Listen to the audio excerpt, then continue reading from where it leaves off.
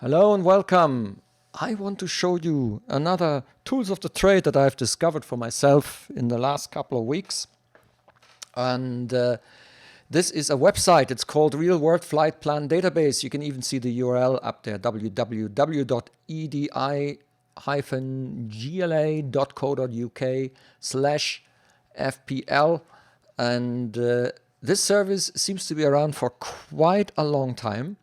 And basically what it is, there is a group of enthusiasts and people with actual access to airline flight plans in some shape or form.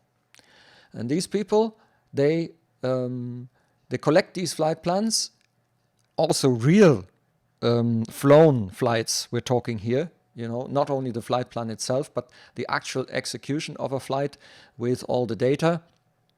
And then they put it in with the call sign and the airframe that is used, the departure ICAO, the destination ICAO.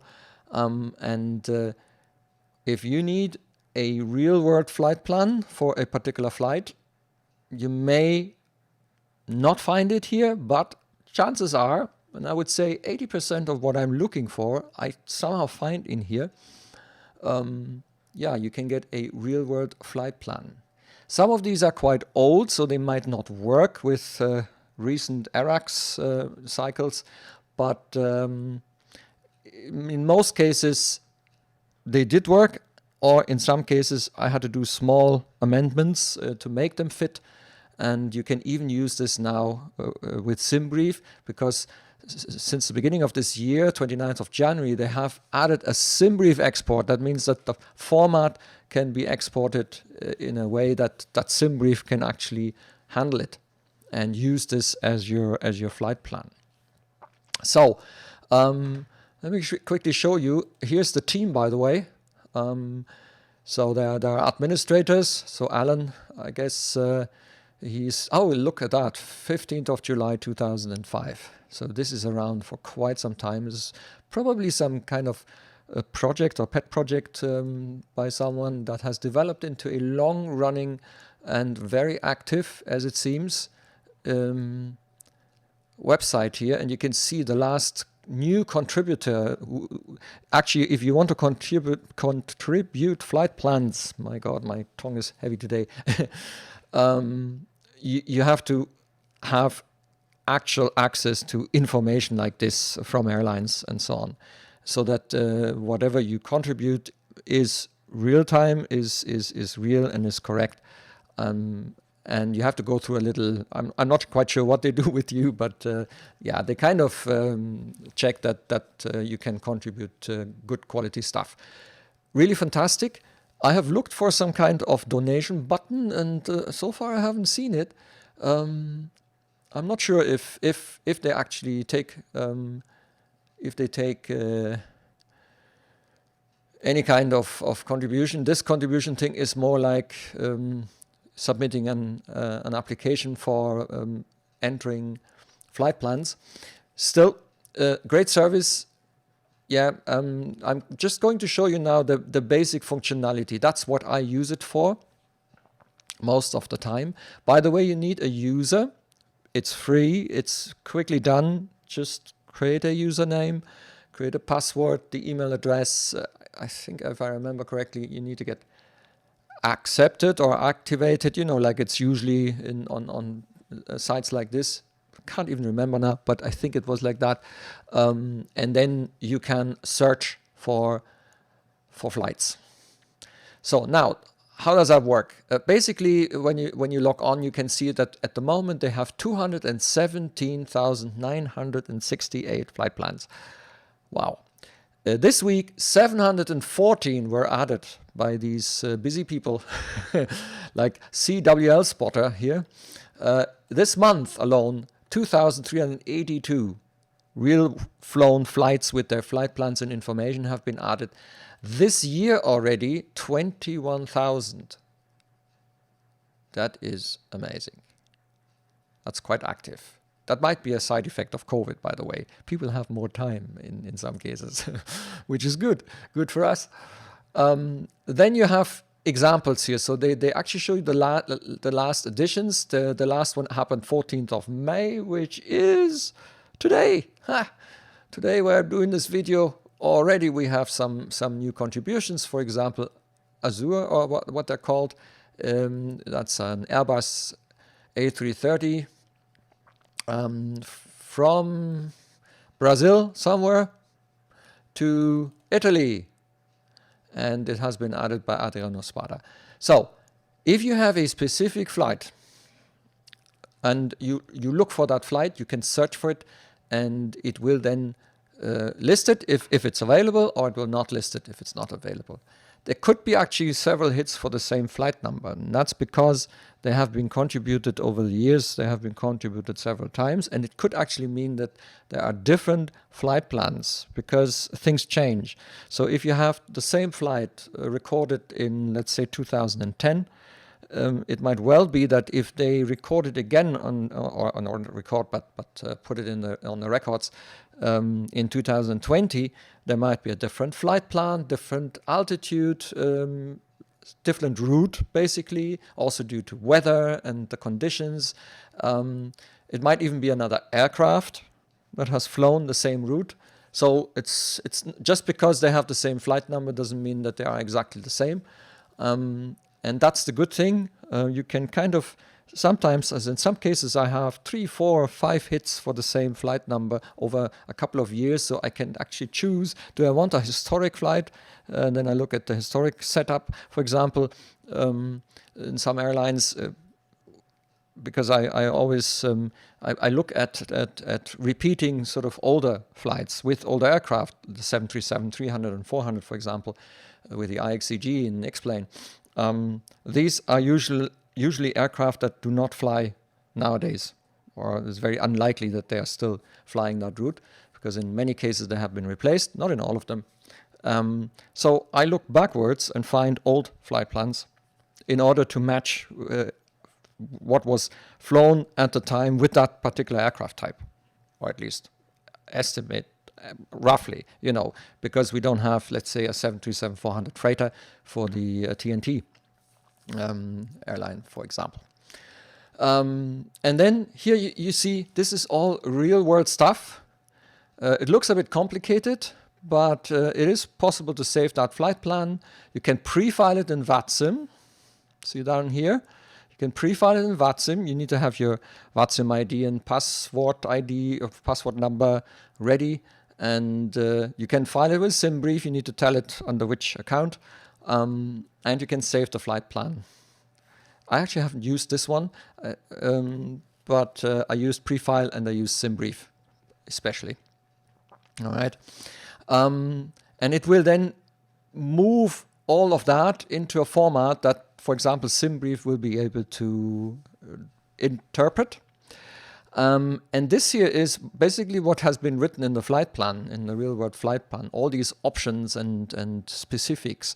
Now, yeah, in Explain or in Prepared FSX, you don't really need this. And by the way, this is agnostic of the simulator.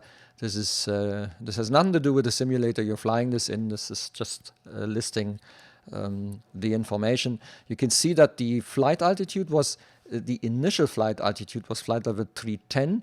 That doesn't mean that during the flight they are climbing higher, because, for example, in this case, we are flying from Brazil over to Italy, and I'm pretty sure that we're not going to stay on flight level 310.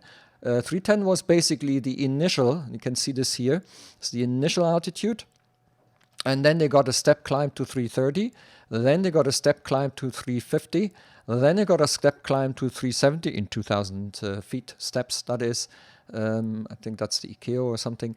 And somewhere along the route over the Atlantic, they climbed to flight level 390. So when you see the flight altitude here, it might only apply for short flights, relatively short flights. But on long flights like this, you have to check through the flight plan to find the final altitude, the cruise altitude that they used. Here you see the real date and also the time, so the departure time. And I think they mean when they basically took off from the runway. is 0350 Zulu, and the ETA, they arrived sort of at 1456 Zulu. Now, I'm guessing that ETA here is estimated time of arrival, as far as I know the acronyms. So it could be that these were the planned times coming from the flight plan, from the flight plan. Yeah, it doesn't appear to be the real time that they actually touched down, which is probably also difficult to get from the data. So this is an estimated time of arrival, but it gives you a good indication that Zulu time-wise we have, when we start at 3:50 and we arrive at 14:50, you can make the maths, it's an 11-hour flight. Yeah, we started in Viracopos International, Brazil, and we landed in Leonardo da Vinci Fiumicino, Roma. Okay. Yeah, so this is the most recent addition, just put in today. Yeah, and it just gives you an idea of what is the kind of information that you get and what can you do with it. Now, searching wise, they're also quite flexible. So let's assume I'm looking for stuff of TNT Airways. They're a cargo airline. They're now called ASL. I have been going through some changes. Let's see, I want to see all flights with TAY, which is the call sign, the start of the call sign, basically. And here you can see there's tons and tons and tons of stuff. And there is pretty recent stuff here. For example, the flight from Liège to Munich with a 737-400. I know that this is a freighter or a conversion. So these are not a passenger, as far as I know.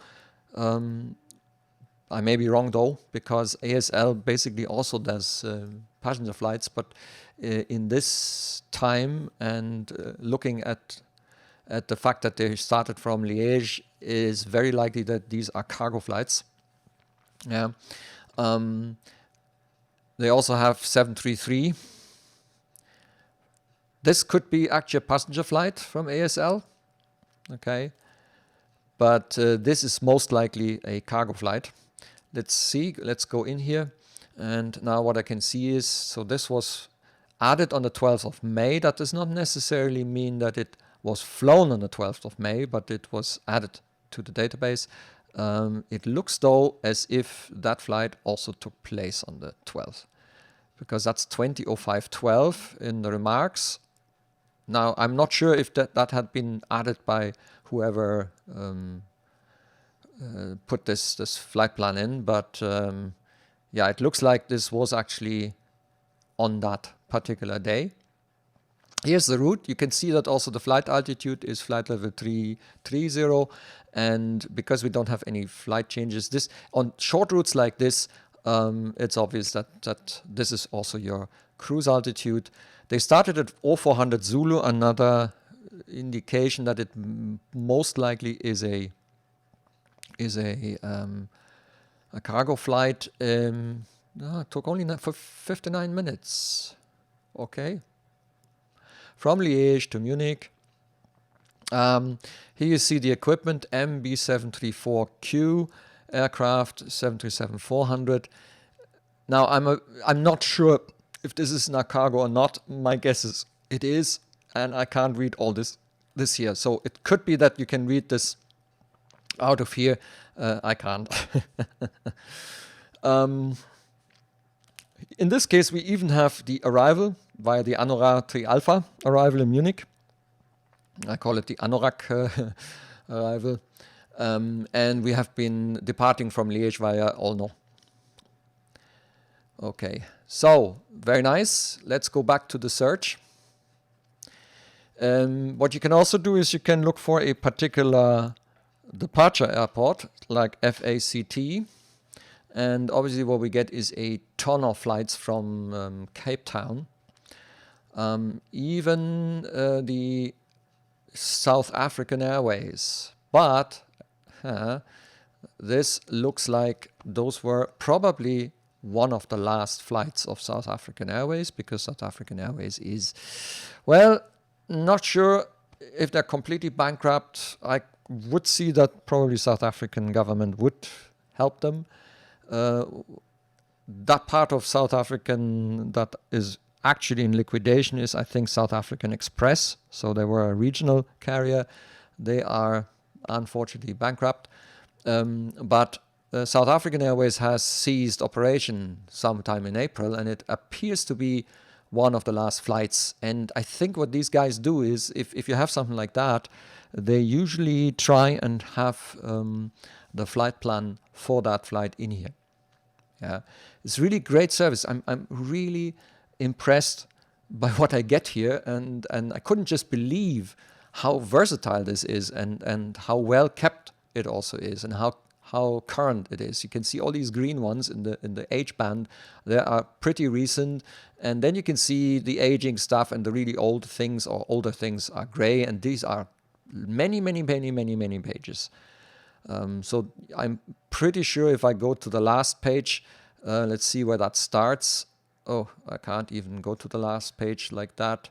So we are now on the last page. It started in 2005, where we had a British Airways flight with a Boeing 747 that departed from Cape Town and landed in London Heathrow. Very nice. Yeah. So that's this. You could also include the departure airport. Say search. Okay, in this case we don't have flights. This doesn't always work, obviously. Okay, I mean, it depends that flights like that have actually been added, and there are far more than 200,000 different flights.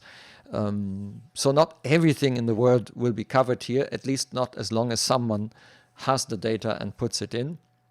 So in this case, we don't seem to have flights from Cape Town to what's it called? Bloemfontein, I think is I think it is. So let's try something else. Let's see Durban. So I'm a bit surprised that we do not get any flights, but yeah, here you can see now why. Because interestingly, to Durban, King Shaka Airport, there are only a few entries. It's the British Airways with the Boeing 787-800 from London Heathrow to Durban. I think FALA is Durban, right? It's King Shaka Airport. Yeah, I think. Well, why don't we have a look? Yes, it is. So from London Heathrow to Durban, you can see they started at 15:55 Zulu on the 19th of March. That was still European summer winter time, so that is 16:55 real time in London, I think. No, hang on. That's 15:55 in London, because we have GMT +0 in London. There was no summertime yet. Summertime started on the last weekend, and I think 19th of March was not the last weekend in March. So, and they arrived at 0252 Zulu, which is quite early also in South Africa, I would say, because how many time zones? 1 or 2. So this is probably around 5 o'clock, I would say, in the morning. Initial flight altitude was 370. I'm pretty sure they got a climb here, 390, and ultimately 410. Don't think they went higher than 410, because that's usually kind of a maximum flight level here. Yeah, 410 is the maximum. And you can see very nicely the route. You can see where the climbs are, the in-between climbs. And it's actually quite fantastic. And it's there for you to pick up.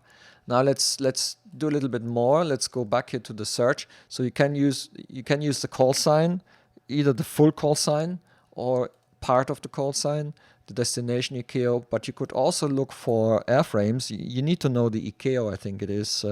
So for example, let's look for Fokker 50. I think it's, no, F50 is, FA50 is something else. Yeah, there we go. So these are all flights with the Fokker 50. And one of the things that I do with this page is I check if the aircraft type, for example, is still used somewhere.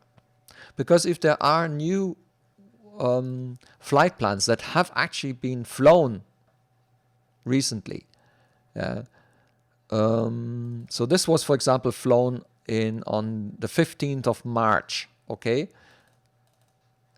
I think. I'm guessing here, I'm thinking.